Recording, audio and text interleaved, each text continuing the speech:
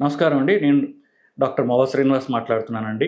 Vitamin D అనేటటువంటిది ప్రతినిత్యం ఎన్నో ల్యాబొరేటరీస్‌లో చాలా మందికి చేస్తూ ఉన్నారు. వైటమిన్ డి తక్కువ ఉంటే అందరికి క్యాప్సూల్స్ కూడా ఇస్తున్నారు. సో, వైటమిన్ డి తీసుకుంటున్నారు బాగానే ఉంది. ఎప్పుడు తీసుకోవాలి, ఎప్పుడు తీసుకోకూడదు అనేటటువంటి విషయం కూడా డాక్టర్లకి, అలాగే తీసుకునే వాళ్ళకి కూడా తెలియడం అనేది అవసరం. ఎప్పుడు వైటమిన్ డి తీసుకోకూడదు అనేటటువంటి అంశాన్ని ఈ వీడియో ద్వారా ఇప్పుడు మనం డిస్కస్ చేద్దాం. జనరల్ చెకప్ అనేటటువంటిది మీరు వెళ్ళి ల్యాబొరేటరీలోకి వెళ్ళి జనరల్ చెకప్ చేయండి అన్నారనుకోండి, వాళ్ళు చేసేటటువంటి ఎన్నో అనవసరమైన రక్త పరీక్షలు చాలా చేస్తుంటారు. బెరీలియం, కాపర్, జింక్ ఇట్లాంటివి ఎన్నో పేషెంట్లు చేస్తుంటారు. ఇవి అవసరం లేనివి.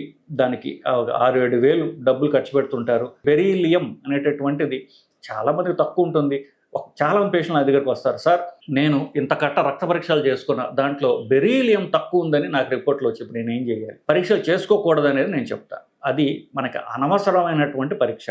కానీ వైటమిన్ డి అనేది ప్రతినిత్యం అందరికీ, ఎవరికైతే నీరసం ఉందంటున్నారో అందరికీ చేస్తున్నారు. అలాగే ఎస్పెషల్లీ ఎప్పుడైతే మనకి కోవిడ్ టైంలో ఈ రోగ నిరోధక శక్తి గట్టిపడటానికి, పెంపొందించడానికి వైటమిన్ డి ఉపయోగమని చాలామంది వైటమిన్ డి తీసుకున్నారు కూడా. సో ఈ వైటమిన్ డి కథ ఏమిటి, ఎప్పుడు తీసుకోవాలి, ఎప్పుడు తీసుకోకూడదు అన్న విషయం మనం డిస్కస్ చేద్దాం. భారతదేశంలో 94 నుండి 95% పాపులేషన్, మన భారతీయ జనాభాలో మన 140 కోట్ల మందిలో 90% మందికి వైటమిన్ డి తక్కువ ఉన్నది.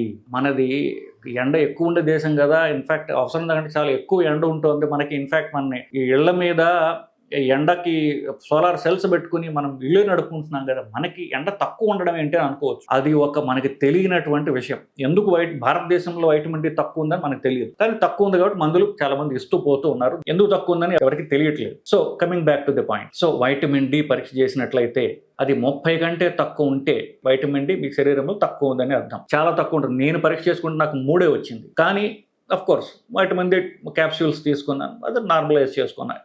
ఎందుకు తక్కువ ఉంది కాబట్టి దాన్ని పెంపొందించుకోండి. ఎందుకు పెంపొందించుకుంటే మనకు తెలియదు, కానీ వైటమిన్ డి తక్కువ ఉంటే దాన్ని నార్మలైజ్ చేయడం వల్ల మనకి ఉపయోగం ఉంటుంది. కాబట్టి వైటమిన్ డి అనేది ఎంతో సోఫిస్టికేటెడ్ వైటమిన్. అది ఫైన్ గా తయారు చేయబడినటువంటి శరీరంలో వైటమిన్ అంటే అది ఒక హార్మోన్ అంటారు. అంత మంచి ఉపయోగము కల శరీరం ఎంతో తెలివిగా తయారు చేసినటువంటి వైటమిన్ డి. ప్రకృతిలో ఉన్నటువంటి అద్భుతాల్లో ఒకటి వైటమిన్ డి. అది ఒక హార్మోన్ లాంటిది శరీరంలో. ఎస్పెషల్లీ కాల్షియం మెటబాలిజం, అంటే మన ఎముకలకు సంబంధించినటువంటి బలానికి చేకూర్చడానికి వైటమిన్ డి అలాగే కాల్షియం అనేటటువంటిది చాలా చాలా ముఖ్యం. అందుకనే దానికి స్పెషల్ గ్రంథులు ఉంటాయి మనకి, థైరాయిడ్లో పారాథైరాయిడ్ అంటారు దాన్ని. అది పూర్తిగా కాల్షియం గురించే అది ఉంది మన శరీరం. అంత ముఖ్యమైనది. ఎముకలు ముఖ్యమైనవి కాబట్టి. So coming back to the point, ఇది 30 కంటే తక్కువ ఉన్నట్లయితే, ఎస్పెషల్ 20 కంటే తక్కువ ఉన్నట్లయితే మీకు వైటమిన్ డి తక్కువ ఉంది అంటారు.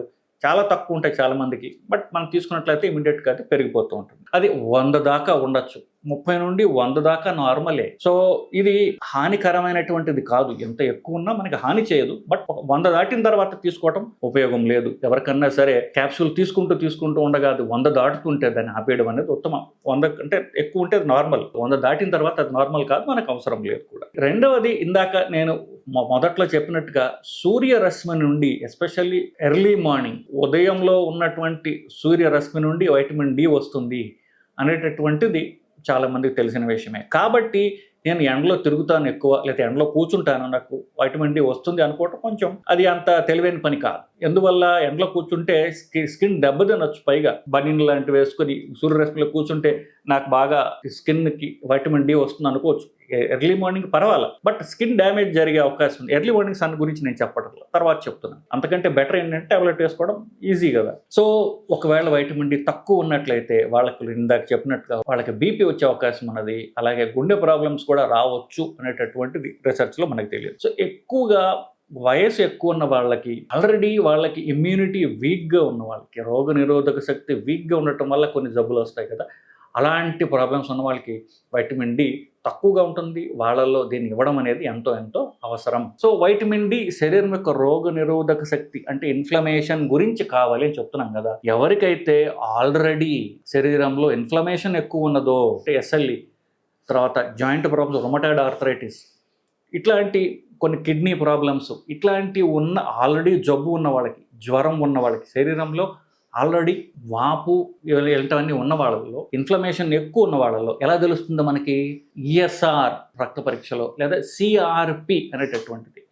ఇవి ఎక్కువ ఉంటే శరీరంలో ఇన్ఫ్లమేషన్ ఎక్కువ ఉందని, వీళ్ళలో వైటమిన్ డి ఇచ్చినట్లయితే ఇన్ఫ్లమేషన్ పెరిగే అవకాశం ఉంది. సో ఎవరిలో ఇవ్వకూడదు అంటే మనకి పరీక్ష చేస్తే ఈఎస్ఆర్ లేదా సిఆర్పి ఎక్కువ ఉంటాయో, జ్వరం కానివ్వండి, లో గ్రేడ్ ఫీవర్ కానివ్వండి, ఒళ్ళు నొప్పులు కానివ్వండి, జ్వరం వచ్చినట్లుగా ఉండడం కానివ్వండి, ఇవి ఉన్నప్పుడు సిఆర్పి ఎక్కువ ఉంటే లేదా ఈఎస్ఆర్ ఎక్కువ ఉంటే వాళ్ళలో వైటమిన్ డి అనేది ఇవ్వడం హానికరం కావచ్చు, ఇవ్వకూడదు. ఇది తెలుసుకోవాలి. ఈ పాయింట్ ముఖ్యం.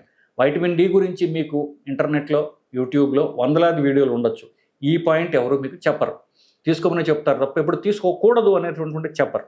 ఆ పాయింట్ ఇప్పుడు మీరు తెలుసుకోండి. సో ఆల్రెడీ జ్వరం ఉన్నవాళ్ళు, జాయింట్ ప్రాబ్లమ్స్ ఉన్నవాళ్ళు, ఇతరత్ర వాళ్ళకి ఇక్కడ ఇన్ఫెక్షన్స్ ఉన్నవాళ్ళు వైటమిన్ డి తీసుకోవద్దు. వాళ్ళ నార్మల్ అయిన తర్వాత పూర్తిగా ఎప్పుడైతే సిఆర్పి లేదా నార్మలైజ్ అయిపోతుందో అప్పుడు మీకు మళ్ళీ ఉపయోగం, అప్పుడు మీరు తీసుకోండి. ఏమీ లేని నార్మల్ హెల్తీ పీపుల్కి ఇది ఉపయోగం, మీరు తీసుకోవచ్చు. 100 దాటిన తర్వాత వైటమిన్ డి 100 దాటితే అప్పుడు తీసుకోవడం మీకు అవసరం లేదు, హానికరం కాదు కానీ అవసరం లేదు, అప్పుడు మీరు దాన్ని ఆపేయవచ్చు. సో ఇదండి వైటమిన్ డి యొక్క కథా కమిషు. ఎప్పుడు తీసుకోవాలి, ఎప్పుడు తీసుకోకూడదు అన్న విషయం మీకు ఈ పార్టీ క్లియర్గా అర్థమైందని ఊహిస్తున్నానండి. సుమన్ టీవీలో మీ పర్సనల్ అండ్ బిజినెస్ ప్రమోషన్స్ కోసం కింది నెంబర్కి కాంటాక్ట్ చేయండి.